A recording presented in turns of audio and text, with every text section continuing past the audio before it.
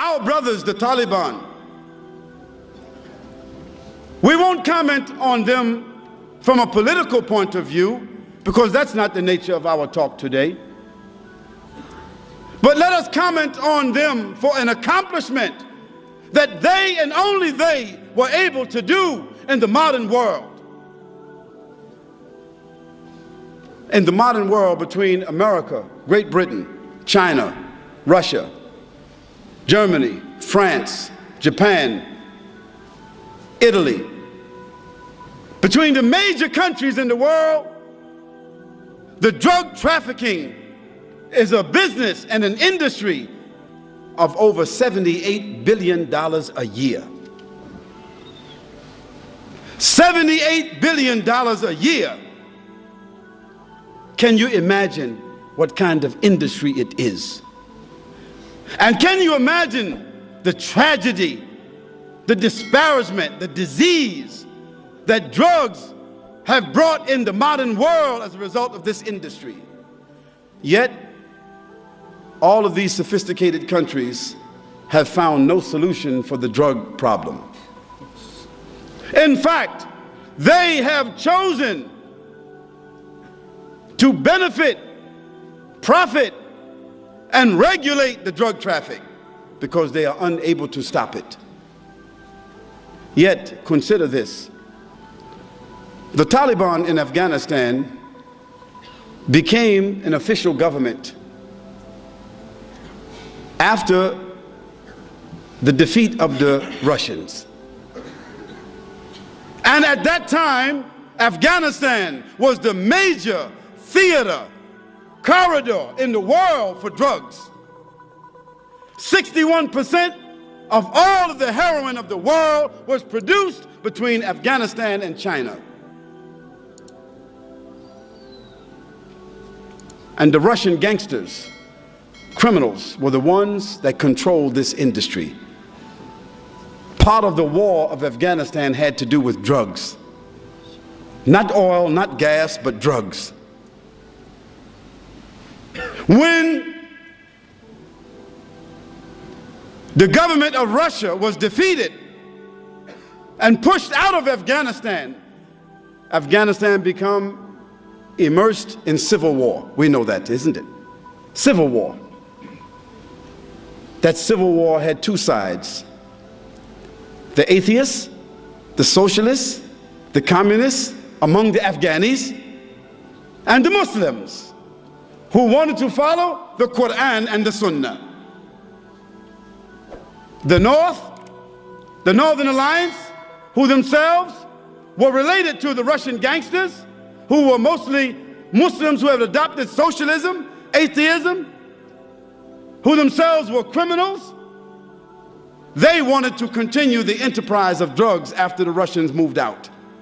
They wanted to continue the industry of prostitution, gambling, all of this here.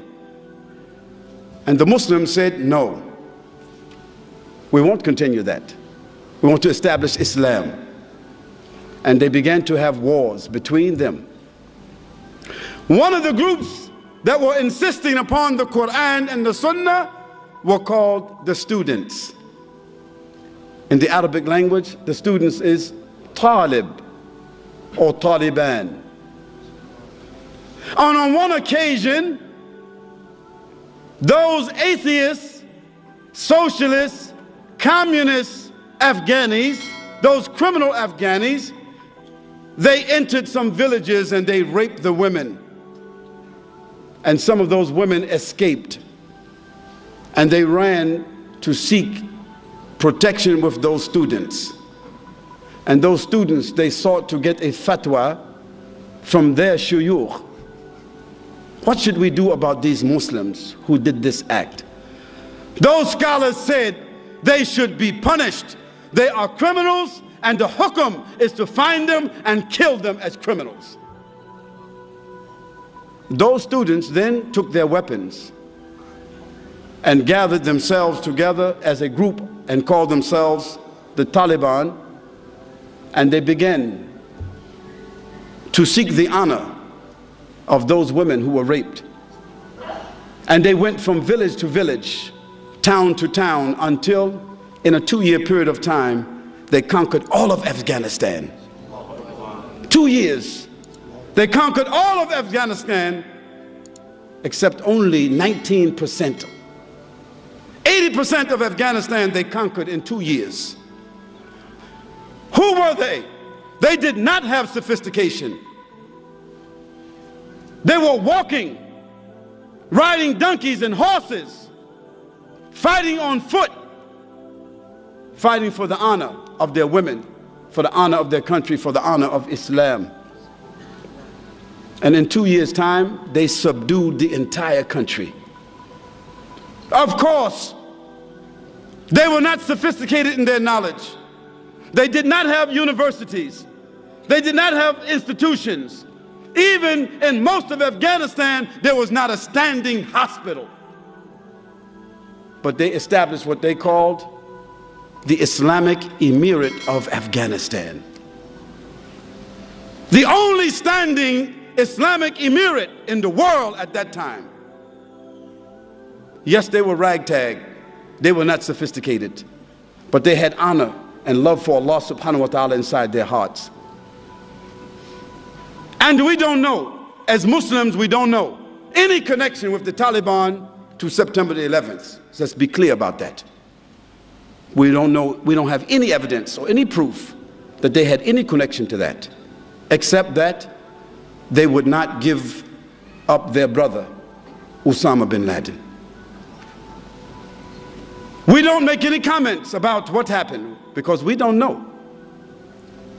But we don't indict people without evidence. And we certainly don't indict a country because someone is living there whom someone else feels is indicted. But let me get back to the issue. Afghanistan came under the rule of the Taliban, and they were faced with a challenge. What are they going to do with the drug industry which they found in Afghanistan? The Taliban made a decision. From a point of honor, from a point of morality, a point of dignity and decency, from a point of Sharia, they could not support and allow drug trafficking to exist in Afghanistan. So what did they do? They began to punish those who held drugs, those who sold drugs, and they began to imprison those that used drugs. Then they gave an option to the farmers who were the growers of poppies in Afghanistan, the major crops for drugs, isn't it? They told them, we will give you the land where you are growing the poppies. You take the land, but you must grow another crop. You must grow a different crop. But if you don't grow another crop, then we will bury you on that land. That's the only option they gave them. In a year and a half after the fatwa came about this issue, a year and a half, the drug trafficking and the growing of drugs and the manufacturing of drugs in Afghanistan was 3%. How did an unsophisticated group of students, without government, without sophisticated institutions, how did they do this? How did they eliminate an industry which represented 61% of the source of drugs in the entire world? How did they do that? They did it from their iman. They did it because they were affected by the Quran. They did it because they were affected by the behavior of Muhammad sallallahu alaihi wasallam. And this is why I say, as an example, that Islam and only Islam has the properties by which to affect the human being's consciousness, to design and regulate his morals, and even to regulate governments, so that even governments themselves are forced to adhere to rules of decency and dignity.